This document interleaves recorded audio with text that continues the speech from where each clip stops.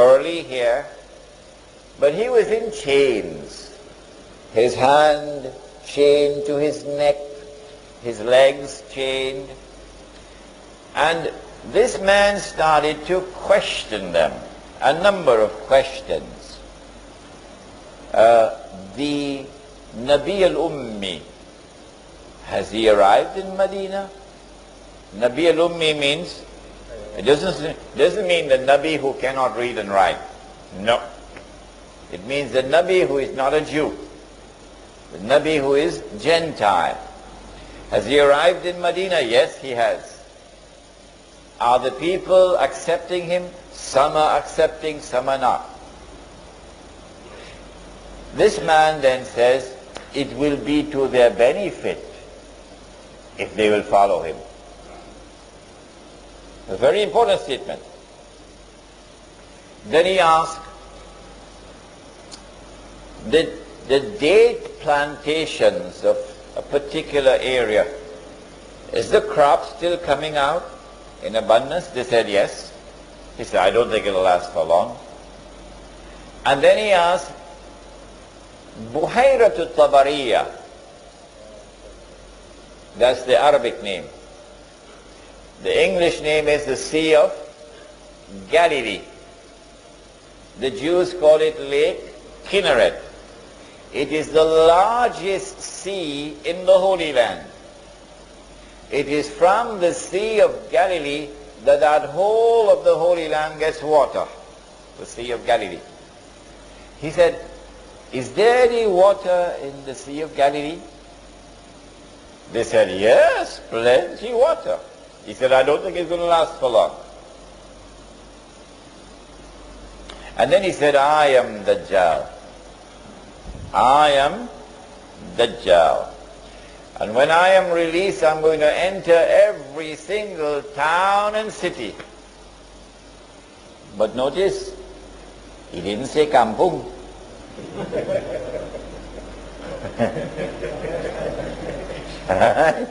He said, when I am released, I'm going to enter every town and city, except Mecca and Medina, because the angels will bar me.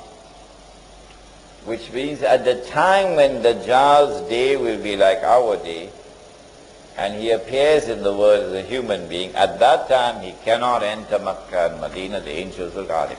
Now then, we now know from this hadith that when Dajjal is released and commences his mission, he will commence his mission from this island.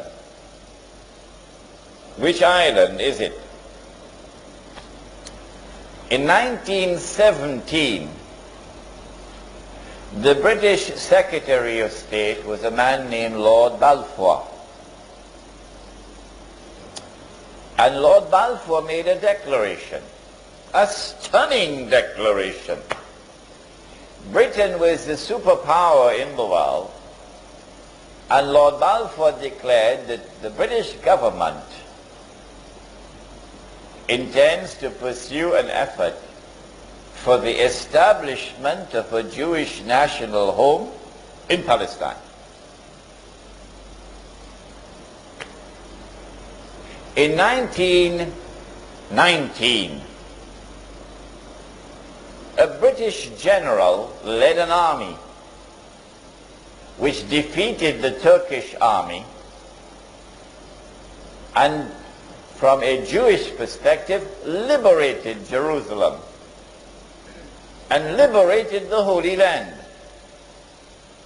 And then Britain became the power which controlled the Holy Land.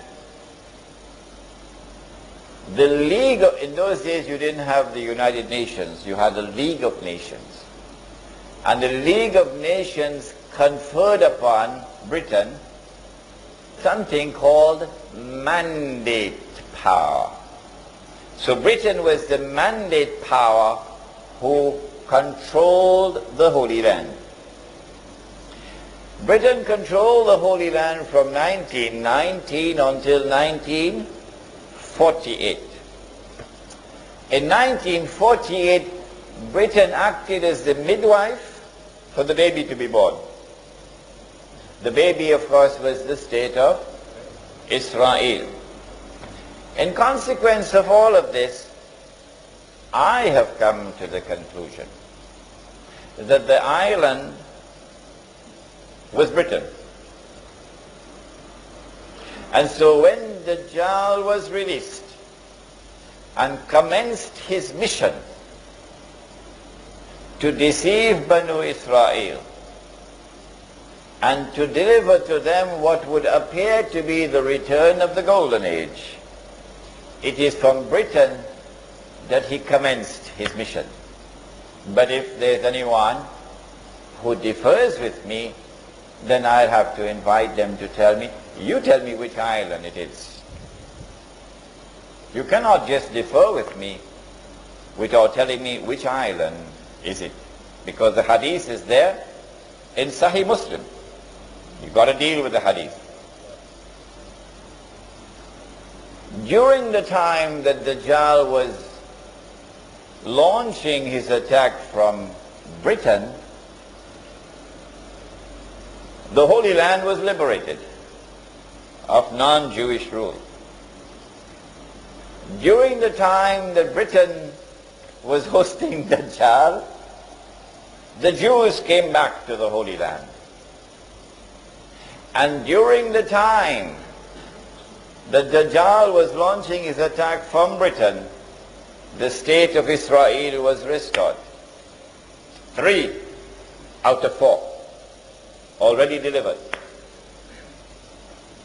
And in all of this,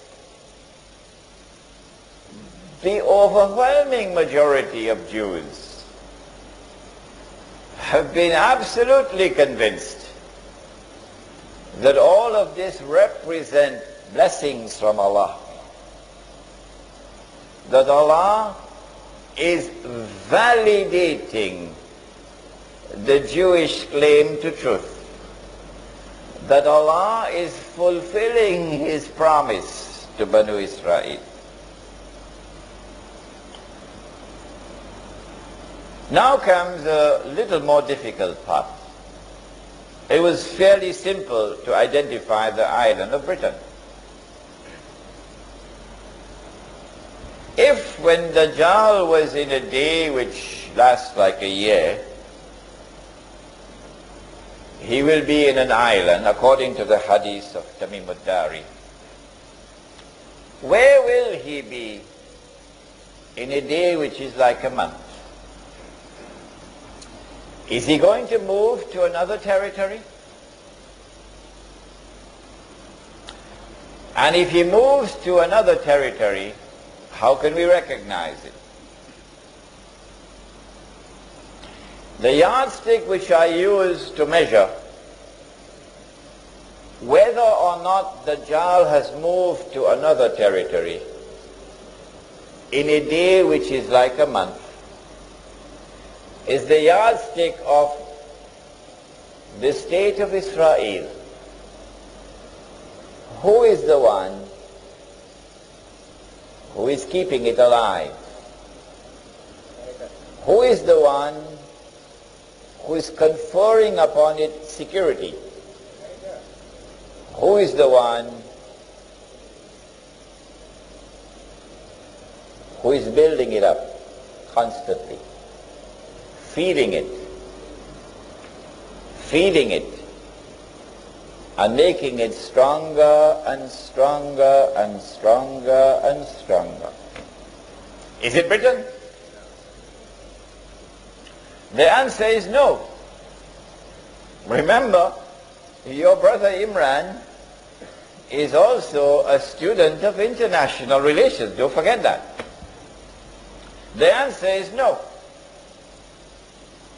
Someone else has taken over from Britain as the strategic ally of the state of Israel. Britain is still there, but now there's someone else more important than Britain, with a more strategic relationship.